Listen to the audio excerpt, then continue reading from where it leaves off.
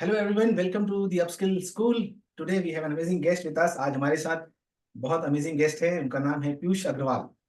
और Piyush Agarwal, of course, he is a software engineer. He has worked in many big corporates, currently based out of Hyderabad. The good part is that he is a man, a go-to man when it comes to education and technology. He is an education evangelist and a technopreneur because he is now building technology to enable the education. So आज हमारे साथ पीयूष है.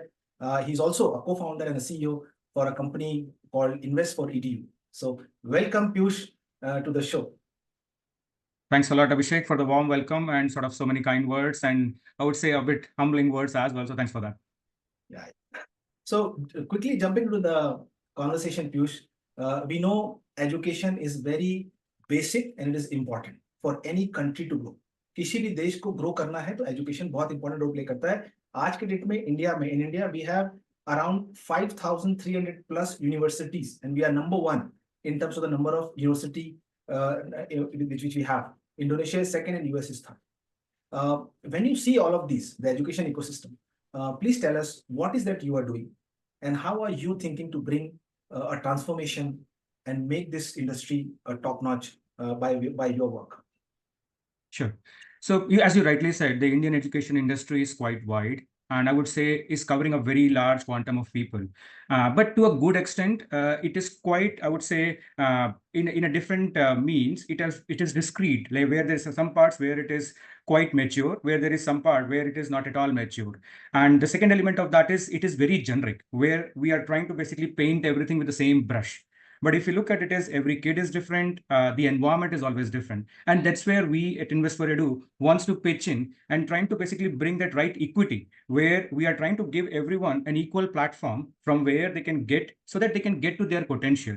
There could be people who might be a lot of having backup in terms of the funds part of that, in terms of education, resources and all. So how we can enable all the people with sort of set of resources so that they can get to their potential. So that's sort of is a theme for Invest4Edu, to bring that equity so that everybody can get to their performance potential. Yeah.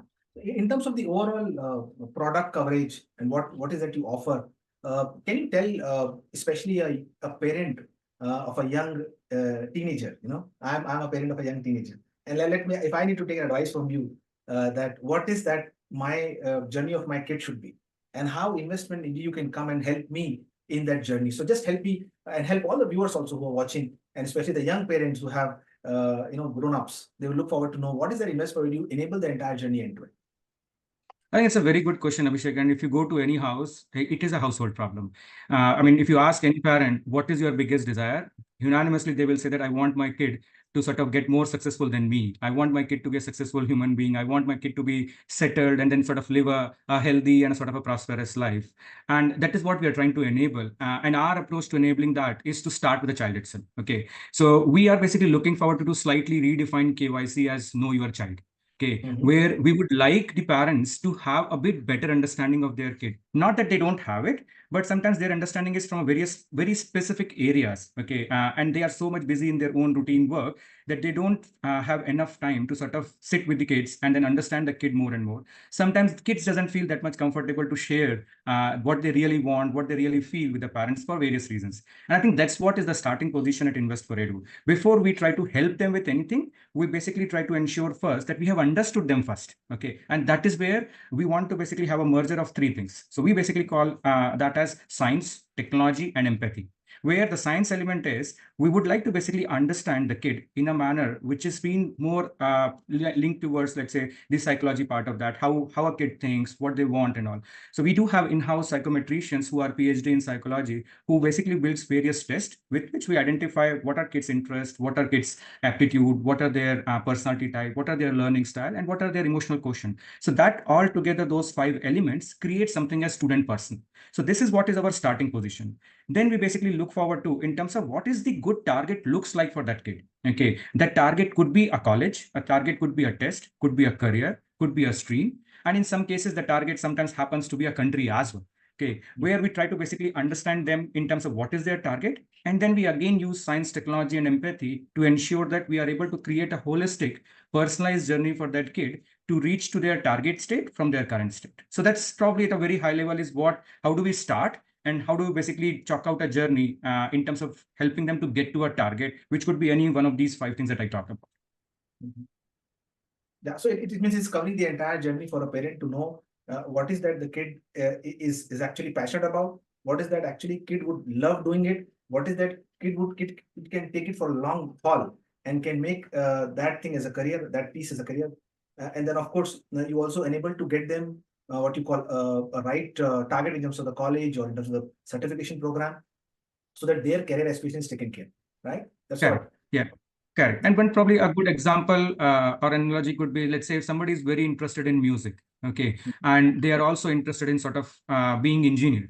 Okay, so if we help them, that kid, to become a sound engineer in sort of some of the leading sound companies, that something is going to be a perfect mixture of what is the passion of that kid, as well as what is something which could be a very good career looks like, and that career could be much more rewarding in all respect compared to some of the traditional ones. So that's where we are trying to identify. Let's say, I mean, currently, if you ask people, you will be talking about 7, 8, maximum 10, 15 careers, but there are 20,000 careers. Okay. Oh my And God. some of these careers could be much more rewarding than the mainstream ones. Okay. So if we can match that passion as well as the right career preparation for someone, they probably will be able to sort of get the best of the world, where they are still working on what they feel like, as well as they're having a pretty good livelihood as well. Yes.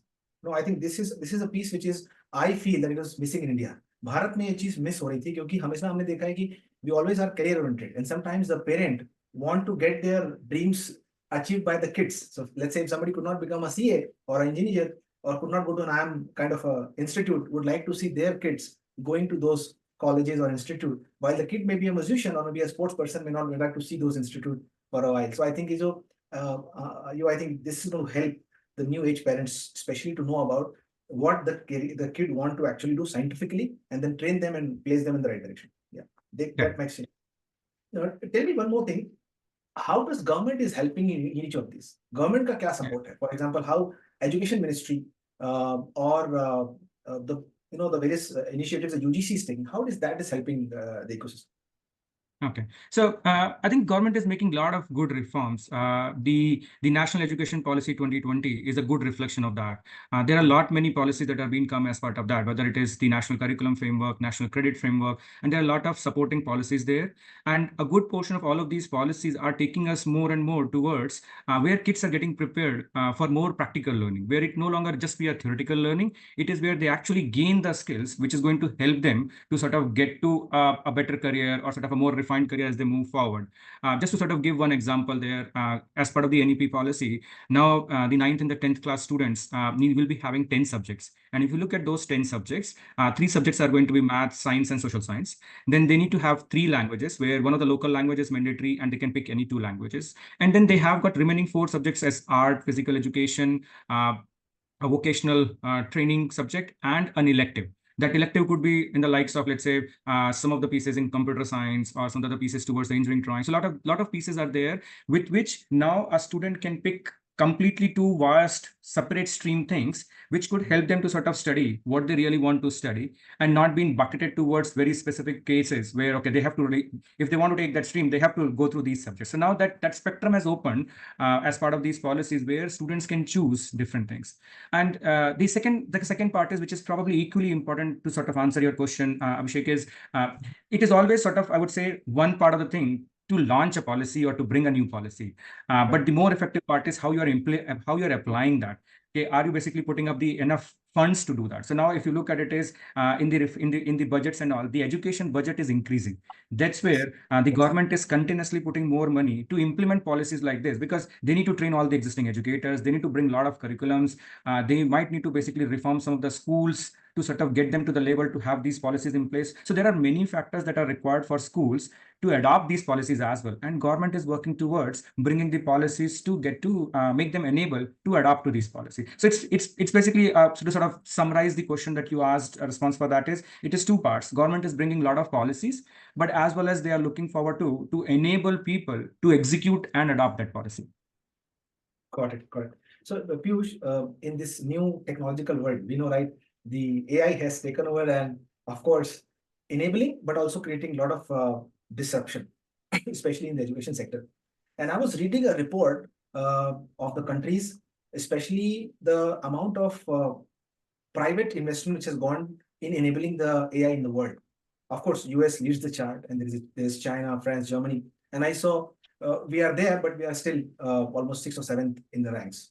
What I realized is that while government is also putting and making initiatives by having an AI framework and trying to build right policy and processes, what is that you are doing from as an entrepreneur, as as an educationist, as a founder of the company, co-founder of the company, to enable AI reach our people in India, and they are smart, educated, and they can enable and use it for their success and success of the country?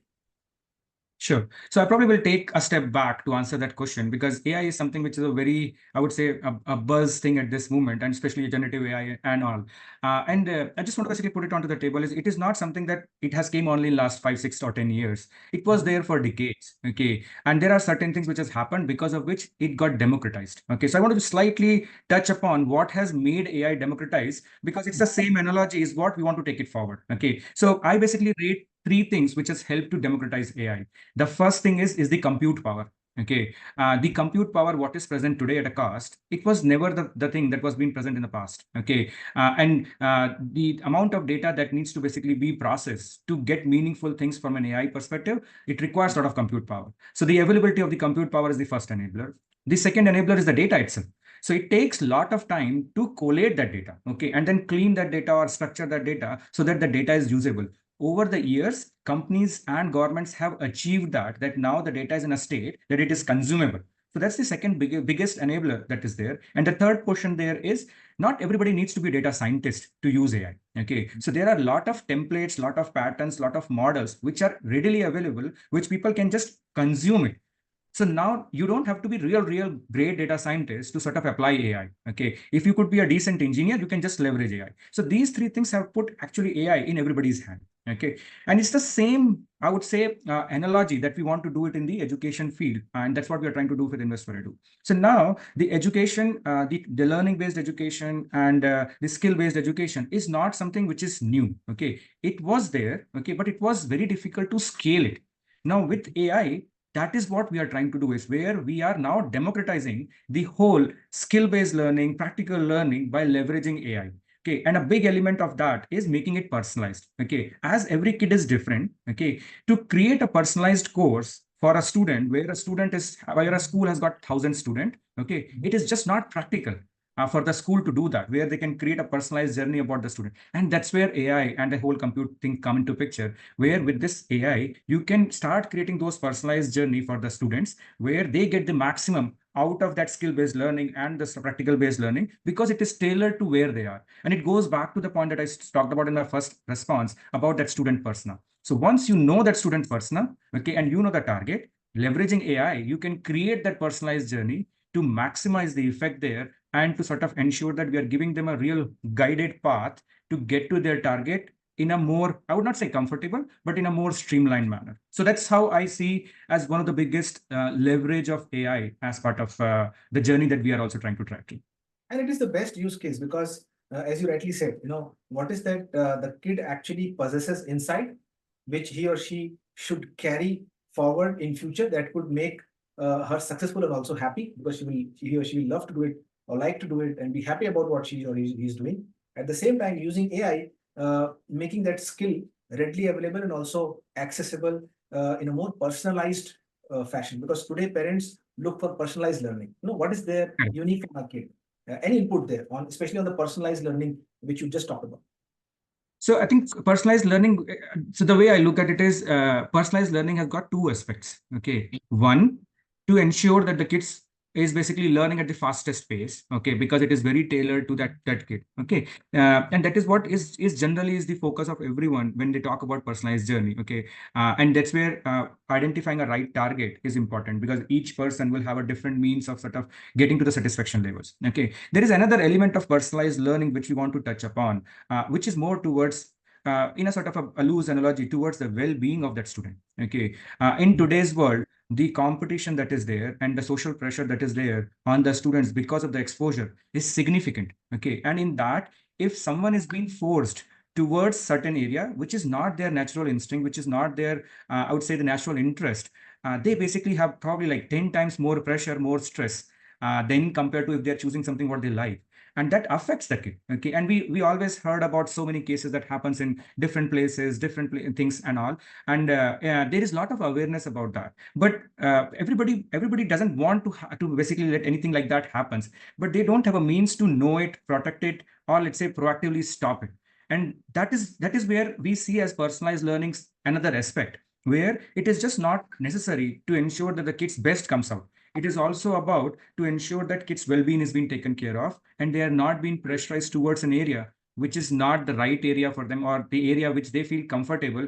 And probably if it doesn't get taken care in a right manner, they could succumb to that pressure. So that's the another element of personalized learning that could be leveraged significantly, which is what we would like to basically look at. And that's the reason I goes back to the comment I made early about science, technology, and empathy, because it is very important that whatever you are trying to say to the kid or trying to propose to the kid or to the parents, it has that empathy angle that they understand. Okay. As well as the person who's recommending something or the system who's recommending something understand that empathy angle, because if that's not been taken care of, whatever recommendation that comes onto the table, it will have a very limited results as an outcome. Yeah, and that is true, because currently the stress, the anxiety, the pressure which a kid faces today is immense because of the competition, because of so much of information available. But what to do with that information? And that's where entrepreneur like you who bring that clarity, give that clarity to the parents, and decide them follow a very scientific, systematic approach. And that also goes to the model. In fact, I would like to share with you a perks model which I created, which is patented as well. PERKS, which means that practical, experiential. But unless it is experiencing, you are studying something which is not impacting you practically, it doesn't make sense. And also it is relevant in the context. Is it relevant to what we are doing? What about what we are living today? And of course, it should be knowledge based, what you said, skill based, knowledge based, and it should be shared. The way AI is democratizing, the entire model was to sort of enable and should be shareable as well. So good. I think the most important point which I was missing, and I want to go back to that, Peeyush, is finances. Right? Uh, Education has gone, of course, costly because of many reasons. And how would you look into that, especially how you enable and support in your journey when you try to transform and bring a lot of systematic approach to education and to an individual and to a career? What is that you are taking care and supporting the finance piece? Because every parent would look after the opportunity to invest so that the financing is taken care. Please उसके बारे में बताइए, Yeah. because that's an important element हर कोई सुनना चाहिए. Yeah, and I think you really rightly said, Abhishek. This is probably one of the important factor to sort of enable whatever we have talked about so far. Unless until the family is not financially capable to do all the things that we talked about so far, probably could go in vain. Okay, and the way we look at as is we want to start that with awareness. Okay, at this moment, if you look from a stats perspective, not even 30% of parents save or do any investment which are predominantly for education for their kids. And they basically end up either taking too much of loan or taking out their whole retirals to sort of fund the education for the kids. Okay. And that's where, and a good portion of that is because they didn't anticipate it, that education could be that costly. Okay. And that's what is our starting point. So we basically have built a tool called Edu Abacus, which we call it as like say cost calculator. And in that, we basically help everyone to sort of know what the education journey will cost like. So let's say if someone's kid is 4 years old, okay, and let's say hypothetically that kid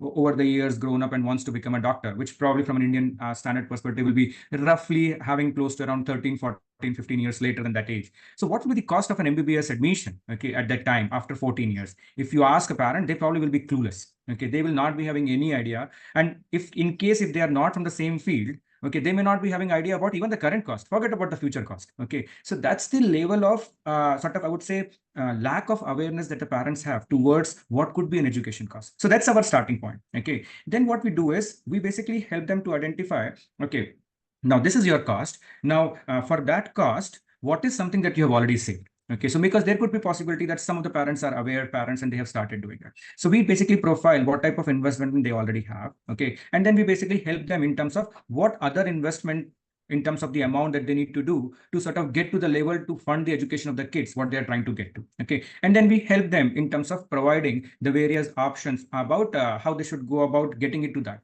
So it is the whole sort of financial knowledge, financial guidance that we can basically look forward to help them to get to that, so that they are basically, so their kid, even though they are pretty good or sort of having the right knowledge and the aptitude, doesn't get deprived of good education or a quality education because family cannot afford it. Okay. Correct. So that's where we are looking at the awareness part, and then sort of a guidance part towards what needs to be done, when it needs to be done, sort of how long it needs to be done to sort of take care of that whole piece for them to move forward with.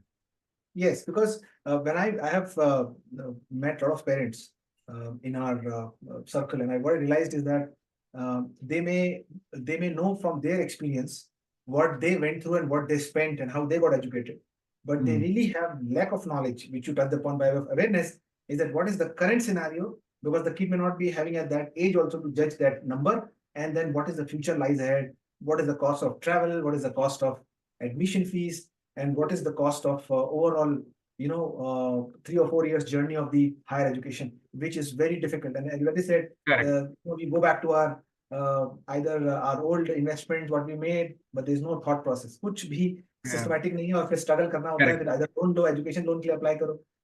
It's a very very tough space. I think ये अगर taken care हुआ तो people will be less stressed. They have a strategy to go on. Yeah, I think because it is always lack of awareness is the starting point of the problem. Okay. If anybody is aware of a problem, they may not have a complete solution, but they have a directional thought process towards that. They would be having some idea, okay, fine, I probably know that it's going to basically cost me 1 crore. I may not have that much fund, but that person will start thinking about, okay, what it is, from where I can get it, how much loan I need to take it. So people think about that for home. Let's say if you look at it now, there's a significant uptick towards people's awareness as well as people planning towards buying a home. Okay. Correct. It is the same thought process that we need to inculcate for a kid's education as well.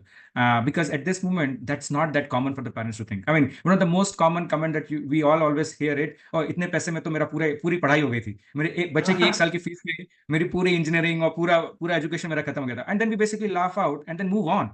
We don't take that inside and then sort of start planning, because that cost is going to increase with every year.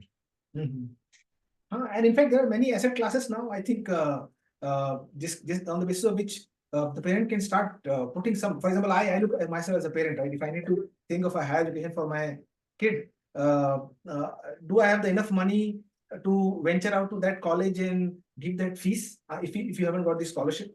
So उसके लिए there's always a worry in the mind कि कितना होगा, वो amount क्या होगा जो मुझे लगाना होगा. पहले तो ये पता नहीं था कि क्या करना है बच्चे को, वो क्लैरिटी मिली तो ये पता नहीं है कि कैसे होगा, और होगा भी तो उसके लिए क्या इनफ फंड्स हैं कि हम कर पाएंगे. तो I think this is a very unique 3 things I think which I am sort of gathering, and just correct me Piyush if I am missing out, which everybody, especially the parents who are watching or the young ones who are watching, can tell to their parents or youth. Point number 1 is that what is that I should be doing, I should know about.